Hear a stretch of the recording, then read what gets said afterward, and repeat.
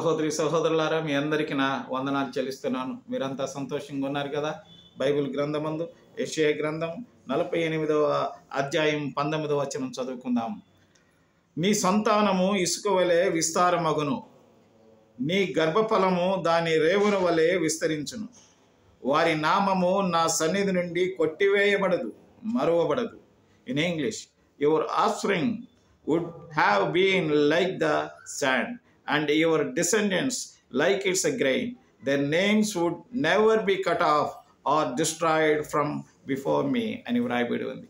అవును ప్రేమటువంటి సహోదరి సహోదరులారా, మన ప్రభు ఏంటివంటి, మన సృష్టికర్త ఏంటివంటి యేసు ప్రభు మన సంతానాన్ని ఇసుక వలె విస్తారమగేటట్లు చేసే దేవుడు గనక మన సంతానాన్ని, మన గర్భఫలాన్ని దేవుడు దీవించి దేవుని రాక వరకు మనల్ని కాపాడే తండ్రి అని ఆయన వాగ్దానం ఇచ్చాడు.